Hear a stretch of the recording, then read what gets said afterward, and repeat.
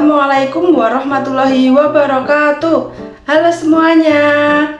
Perkenalkan, saya Safa Husnun Hania dengan NIM 2100005228. Saya dari kelas 6F, Pendidikan Guru Sekolah Dasar, Fakultas Keguruan dan Ilmu Pendidikan Universitas Ahmad Dahlan. Di sini saya akan membacakan cerpen yang saya buat tentang sholat dengan judul Jangan Pernah Tinggalkan Aku. Berikut ini adalah cerpen yang saya buat. Jangan pernah tinggalkan aku. Di kota kecil yang ramai, hiduplah kakak beradik yang bekerja menjadi tiktokers terkenal bernama Erika dan Rea. Mereka tidak hanya tinggal berdua, tetapi juga tinggal bersama kedua orang tuanya. TikTok mereka memiliki lebih dari 1 juta pengikut karena kontennya yang menarik. Mereka juga berjualan pakaian yang sangat bagus secara online di TikTok Shop. Melalui TikTok tersebut, mereka mempromosikan pakaiannya yang sangat bagus dan elegan. Erika dan Rea setiap hari membuat konten TikTok dan mengedit video yang kemudian diupload di TikTok mereka. Ketika malam hari tiba, mereka melanjutkan melakukan live TikTok untuk berjualan mempromosikan pakaiannya. Setiap hari, banyak pesanan yang masuk membuat mereka bersemangat dalam berjualan. Di tengah-tengah kesibukannya, mereka juga tidak lupa untuk selalu bersedekah kepada orang yang kurang mampu. Mereka percaya dengan bersedekah, rezeki mereka akan lancar karena banyak yang mendoakan mereka. Namun, dengan kesibukannya tersebut, mereka selalu menunda sholat dengan alasan menyelesaikan pekerjaannya terlebih dahulu. Pada intinya, menurut mereka yang penting adalah menjalankan sholat daripada tidak sama sekali. Padahal kedua orang tuanya selalu mengingatkan mereka untuk berhenti sejenak, menjalankan sholat dulu, baru lanjut bekerja. Tetapi mereka selalu menghiraukan nasihat tersebut. Suatu hari, mereka sangat sibuk sekali dari membuat konten dan mengedit video yang belum selesai mereka edit.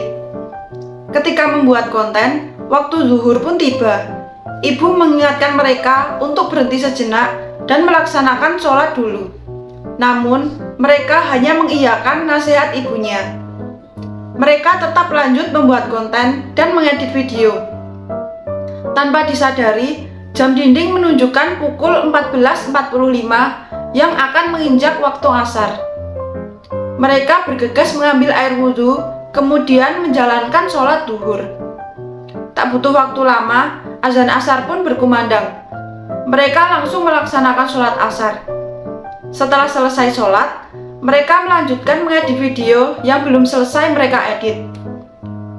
Tidak terasa, maghrib pun tiba. Mereka berhenti sejenak untuk istirahat, sholat, dan makan malam. Selesai makan malam, mereka bergegas merapikan tempat tidur untuk live karena sehabis isya mereka live berjualan pakaian. Tak lama kemudian, azan isya berkumandang. Mereka sibuk merapikan tempat untuk berjualan karena tempatnya berantakan.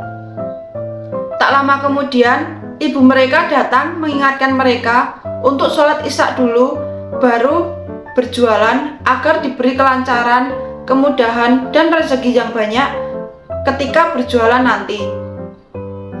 Jam sudah menunjukkan pukul 19, waktunya mereka melakukan live. Mereka menawarkan pakaian-pakaiannya, sehingga banyak sekali pembeli yang membeli pakaian mereka. Ketika melakukan live, ada seseorang yang menelepon akan membeli pakaian mereka dalam jumlah banyak. Erika pun mengangkat telepon dan Rea tetap lanjut berjualan. Setelah selesai telepon, pembeli tersebut melakukan transaksi melalui WhatsApp untuk menegosiasi agar mendapatkan harga yang lebih murah. Setelah deal, pembeli langsung mengirimkan bukti transfer uang ke rekening jualan mereka. Erika dan Rea pun senang karena ada pembeli baru yang tiba-tiba memborong dagangannya. Walaupun sudah ada yang memborong, mereka tetap melanjutkan berjualan hingga pukul 10 malam. Pesanan tersebut bernilai jutaan rupiah dan cukup menambah penghasilan mereka. Mereka sangat antusias dan setelah selesai live langsung menyiapkan barang agar keesokan harinya dapat dikirim. Tanpa disadari, waktu menunjukkan pukul 2 dini hari. Mereka sangat kecapekan sekali pada hari tersebut. Mereka pun membaringkan badannya di tempat tidur untuk tiduran sebentar karena badannya merasa capek. Kemudian baru menjalankan sholat Isya. Namun, mereka malah ketiduran hingga pagi hari dan tidak melakukan sholat Isya. Sholat subuh pun mereka dibangunkan oleh ibunya dan hanya bangun sebentar tetapi tidak melaksanakan sholat. Pagi harinya, paket mereka diambil oleh pick up yang kemudian akan langsung dikirimkan. Hari tersebut, mereka tidak membuat konten dan tidak mengedit video. Mereka berencana ingin bersedekah karena mendapatkan rezeki yang banyak. Mereka pun pergi ke ATM untuk mengambil uang. Ketika ingin mengambil uang, mereka tersadar bahwa saldo mereka tidak bertambah, padahal baru saja mendapatkan pesanan yang banyak. Mereka pun curiga kalau ditipu oleh pembeli yang tadi malam. Mereka langsung bergegas pulang ke rumah dan tidak jadi mengambil uang. Mereka mengecek bukti transferan yang dikirimkan oleh pembeli tersebut. Bukti tersebut sangat mirip sekali dengan transferan asli. Mereka tidak sadar bahwa bukti tersebut palsu. Erika langsung menelepon dan me-WhatsApp pembeli. Namun ketika ditelepon tidak nyambung dan WhatsApp hanya centang satu. Rupanya nomor mereka sudah diblokir oleh pembeli. Mereka juga sudah mencoba menghubungi dengan nomor yang berbeda, tetapi tidak ada jawaban sama sekali. Erika dan Rea kebingungan. Mereka sangat rugi besar karena telah ditipu. Mereka mencoba menenangkan diri dan terus mencoba menghubungi pembeli tersebut. Ayah dan ibu mendengarkan mereka ribut di kamar, kemudian mendatangi mereka. Ibu bertanya kepada mereka, kenapa ribut? Dan meminta mereka untuk menceritakannya. Erika dan Rea pun kemudian bercerita bahwa mereka telah ditipu oleh pembeli pakaian sehingga mereka rugi banyak sekali. Mereka pun menangis di hadapan kedua orang tuanya. Ayah dan ibu mencoba menenangkan mereka. Tak lama kemudian, azan zuhur berkumandang. Ayah mengajak ibu, Erika, dan Rea untuk sholat berjamaah di musola rumah mereka. Mereka semua kemudian menjalankan sholat zuhur berjamaah.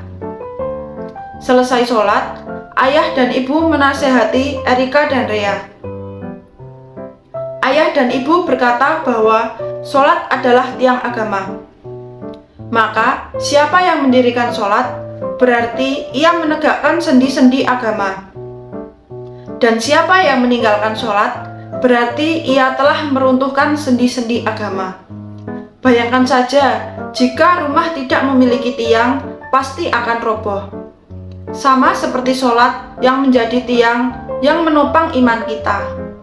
Tanpa sholat, iman kita bisa goyah dan mudah roboh sama seperti rumah tanpa tiang. Sholat itu hukumnya wajib bagi seorang muslim.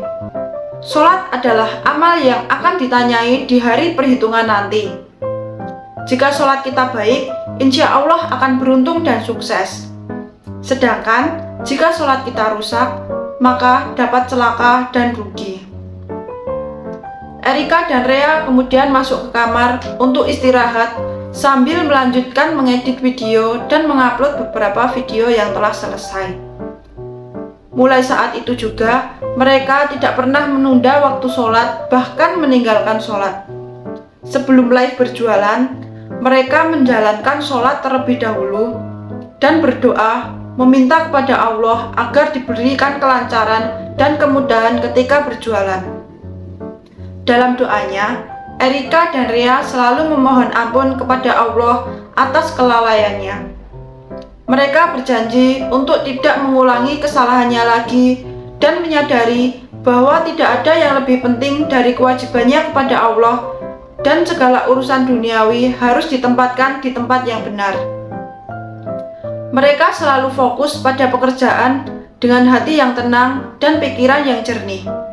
Dalam menjalankan bisnis, selalu memastikan untuk melaksanakan sholat tepat waktu apapun yang terjadi dan lebih berhati-hati ketika bertransaksi pada pembeli baru. Selang beberapa hari kemudian, mereka mendapatkan pesanan yang banyak lagi. Ada seseorang yang meminta mereka mengirimkan pakaian dengan jumlah yang banyak. Mereka sangat teliti ketika seseorang tersebut mengirimkan uang ke rekening mereka. Mereka langsung mengecek saldo mereka apakah bertambah atau tidak. Jika sudah dirasa aman dan amanah, mereka baru menyiapkan pesanan dan mengirimkannya. Mereka sangat berhati-hati dalam menerima pesanan dari orang yang baru sehingga tidak mengulangi kesalahan yang sama. Kali ini, orang tersebut mengirimkan uang lebih dari harga yang mereka berikan. Mereka pun kaget dan menyangka bahwa orang tersebut salah mengetikkan nominal uang. Mereka menghubungi kembali pembelinya itu. Namun, pembeli itu memang melebihkan uangnya untuk mereka. Karena pembeli tahu bahwa mereka sering berbagi kepada orang yang kurang mampu. Mereka pun berterima kasih kepada pembeli dan menjalankan amanahnya yang diberikan bahwa kelebihan uang tersebut akan disedekahkan oleh mereka. Dengan begitu, Erika dan Rea tidak hanya belajar untuk mengutamakan ibadah, tetapi juga lebih bijaksana dalam menjalankan bisnis dan selalu menjalankan amanah. Pada akhirnya, bisnis mereka kembali berjalan dengan lancar dan lebih sukses dari sebelumnya. Hal tersebut karena mereka menjalankannya dengan penuh keberkahan dan keikhlasan. Mereka percaya bahwa sholat merupakan kunci kesuksesan mereka. Sekian cerpen dari saya. Bila ada salah kata, mohon maaf. Wassalamualaikum warahmatullahi wabarakatuh.